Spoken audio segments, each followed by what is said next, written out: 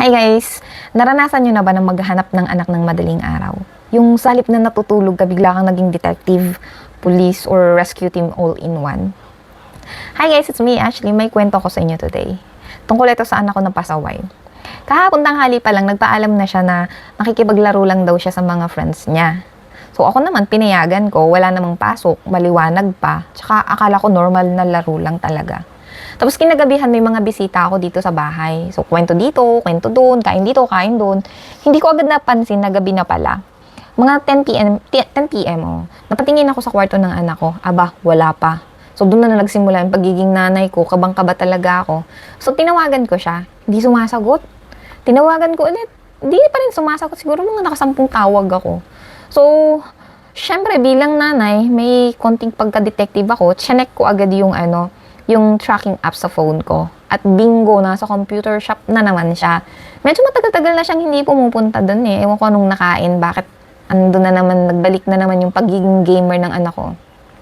So, pinuntahan ko siya doon. Pagpasok ko pa lang, ayun na nga, nandun yung anak ko. Seryosong-seryoso siya sa paglalaro. Aba, nakataas pa yung daig ba yung CEO ng computer shop? So, lumapit ako sa likod niya. Grabe, sa sobrang kaseryosohan niya, hindi niya talaga ako napansin. Tinapik ko siya sa likod. Sabi ko, anong oras na? Ba't di ka sumasagot sa tawag ko? Alam mo yung kunot na kunot yung noo ko. Grabe yung mukha niya, guys. Priceless. Gulat na gulat siya. Para siyang nakakita ng multo. Akala siguro hindi ko siya makahanap. Hindi niya alam ang nanay niya may pagka-CIDG. Charot. Pero dahil ayoko naman siyang mapahiya sa mga friends niya, hindi ko siya pinagalitan. Sabi ko lang, tapusin mo lang session na yun umuwi ka na. And then, umuwi na rin ako. Mga 11 p.m. dumating siya sa bahay. Imagine, 13 years old pa lang yan na. 11 p.m. na umuwi. Minsan napapaisip talaga ako, ganito ba talaga sa Korea? Or yung anak ko lang talaga yung may extra confidence sa buhay? Pagdating niya, umupo naman siya kasama yung mga friends ko, nakikain, tapos maya-maya ba humirit? Sabi ba naman sa akin, Ma'am, since nagpa-party-party naman kayo dito, pwede ba akong lumabas din? Doon na lang ako makikitulog sa mga friends ko. Galit pa ako nun. Sabi ko, tumigil ko. Diyan ka matulog sa kwarto mo. Dadagdag ka na naman Ganito, ganyan, ganyan, sabi ko. Tapos humirit pa rin. Sabi niya naman, sige, since ayaw mo akong payagan, pwede bang dalhin ko na lang yung mga friends ko dito? Sabi ko, hindi. Sabi niya, bakit? Bakit ikaw, yung mga friends mo pwedeng matulog dito, bakit ako hindi? Aba, marunong naman numbat yung anak ko Tapos, bigla akong napaisip. Tapos, since paalis na din naman yung mga friends ko, di naman sila dito matutulog. Sabi ko, sige, pero ngayon lang Ngayon lang, wala kang ibang gagawin na kakaiba Tapos, ayun ang saya-saya niya. So, agad tawag-tawag siya sa mga friends niya. Tapos, so, ayan na nga. Maya-maya dumating na yung mga kaibigan niya. Tapos, bumati naman sila, nag-greet naman sila, magagalang naman yung mga bata Parang di makabasag pinggan ng mga bata. Alam mo yun? So ako nag-prepare na din ng pagtulog. Naglinis-linis ng konti dito sa table na pinagkainan namin ng mga kaibigan ko. Tapos natulog na din ako. Maya-maya mga alauna siguro yun. Nagising ako, nag-CR.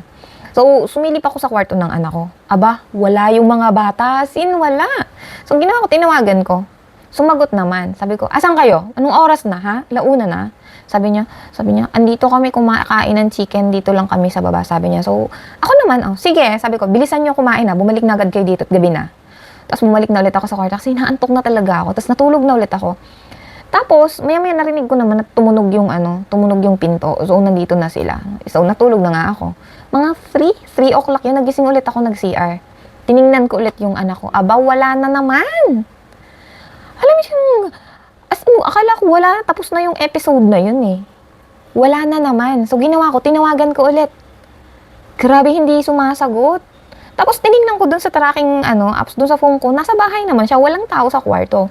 So, sinilip ko dun sa kwarto, yung cellphone niya, nandun sa kama, iniwanan. As in, iniwanan niya. Siguro, ayaw niya na matrack ko siya kung nasan siya. So, ako naman, sabi ko, baka nasa baba lang. Tapos, inaantok din kasi ako. Pero alam mo yun, talaga pag ganun, tapos biglang may dumaan na ambulance. Alam mo yung dibdib ko talaga, parang akala ko talaga tumalo na sa takot. Akala ko natanggalan na ako ng atay at baga alam mo yun. Ganun yata talaga pag nanay ka, So, hindi na ako nakatiis, kinuha ko na yung susi ko, bumaba ako. Tapos nag-ikot-ikot ako doon, pumunta ulit ako sa computer shop. Kasi iniisip ko, baka nandun sila. Tapos ang lakas ng ulan. Grabe, alam mo yun, isa-isa ko yung mga tao dun sa computer shop. Ang laki ng computer shop, di ba? Isa-isa ko yung bawat aisle. Sinisilip ko yung mga mukha ng mga bata. Wala naman yung anak ko doon. Tapos, alam niyo ba, ganung oras pala, may mga bata pa talaga sa computer shop. As in, hindi ba nag-aalala yung mga magulang nun? Grabe, hinahayaan lang nila yung mga anak nila na wala sa bahay. O kasi hindi sa akin oobra yung ganun eh. So, wala yung anak ko doon. Umalis na lang ako, bumaba na ulit ako, tapos balik ako sa sasakyan. Tapos isip ako, anong gagawin ko, nasan yung anak ko? Tapos nag-ikot ako sa park na dito lang sa paligid sa amin. Wala naman. Wala rin yung anak ko kasi iniisip ko baka nandun lang. Di ba't nakatambay lang doon sa mga upuan doon. Wala. Tapos naisip ko, ay may number nga pala yung yung friend niya sa akin. So ginawa ko, tinawagan ko, aba sumagot. Eh ako galit na. Alam mo yung galit na talaga ako. Asan kayo? Sabi niya, andito po kami sa sa park. No, actually nung una hindi pa siya talaga sumasagot sa tanong ko eh. Hindi siya sumasagot, tinatanong ko. Tapos sabi ko sa kanya, pag hindi ka nagsalita, susumbong ko kayo sa pulis. Magre-report talaga ako. Anong gusto mo? Tapos sabi niya, andito po kami sa park. Sabi ko, anong ginagawa niyo dyan? Anong oras na? 3 o'clock na. Sabi niya, kasi po busog na busog kami kaya naglakad-lakad lang kami. Sabi nga, anong naglakad-lakad madaling araw? Busog kayo? Tapos lakas-lakas pa ng ulan? Alam mo yun, lumabas na lahat yung pagmumura ko na buti na lang talaga Tagalog yung pagmumura ko. Ganun yata talaga pag galit ka, no? Hindi lumalabas yung Korean eh. Tagalog talaga yung lumabas sa bibig ko sa pagmumura. Tapos yun, so ang ginawa ko, pinuntahan ko sila. Pagdating ko doon, grabe, andun sila sa may soccer field. Parang mga basang sisiw, as in. Alam mo yun, parang mga basang sisiw na iniwanan ng nanay. Tapos yun, sa tawag ko sila, punta kayo dito. Alam mo yun, galit na galit talaga ako. Pinagalitan ko talaga sila lahat. Tapos, alam mo yung nanginginig ako sa inis. Hindi naman ako galit na as in yung galit. Yung sobrang nag-aalala ako, tapos malalaman ko yung mga bata nandun lang naglakad nasa park pang na malayo pa sa bahay. Tapos ang katwiran, busog sila, naglakad-lakad lang. Madaling araw yun guys ha. Sino pang hindi mag-aalala? Tapos iniwan pa nila na bukas yung pinto dito sa bahay. Paano na lang kung ginawa niya yun na wala ako, tapos alam niyo yun, alam niyo naman dito sa Korea, ang daming mga abnormal din, di ba? Yung mga kulang-kulang, tapos dito sa akin, parang likod ng bahay namin, yung may konting pagkulang sa pag-iisip. Paano na lang kung tupakin sila, umakyat dito sa bahay, bukas yung pinto ng bahay namin? Paano na lang kung wala ako dito sa bahay, yung anak kong babae lang yung nandito, di ba? So, mas lalo akong uminit yung ulo, yun. Tapos yun na nga, so, pinagalitan ko sila doon sa sasakyan. Tapos, wala na, diretso na ako dito. Hindi ko na sila pinagalitan pagdating dito sa bahay. Tinapos ko na yung galit ko doon. Tapos pagdating dito, yung mga bata, wala silang pampalit na damit. So, sabi ko, ba't kayo hindi pa nagbibihis? Sabi, wala po kasi kaming damit. Grabe guys, alam niyo yung mga damit nila na tumutulo-tulo. Kasi nga wala silang payong, tapos nandun sila sa soccer field. So, ako naman, naawa ko sa mga bata, baka magkasakit pa. So, ginawa ko, ayun, pinahiram ko ng damit ng anak ko. Yan, dagdag na naman ng labahin, di ba? So, yun na nga guys. Grabe. As in, grabing stress ko kagabi. Sobrang stress ko talaga gabi. Kayo ba ganun? Naranasan nyo na ba din yung ganun? O may na-experience na ba kami? Kayo na ganun? Ako lang ba yung ganun? Grabe kung kung naranasan nyo yung ganun, anong ginawa nyo sa anak nyo? Ako kasi ngayong umaga, pagising, yung mga bata kasi, late na din nagising. Pag alis ng mga bata, kinausap ko yung anak ko. Sabi ko, ano yung ginawa mo kagabi? Alam mong mali yun. Ganito, ganyan, ganyan, ganyan. Sorry naman siya. Kaso yung sorry na yun, mauulit na naman yun.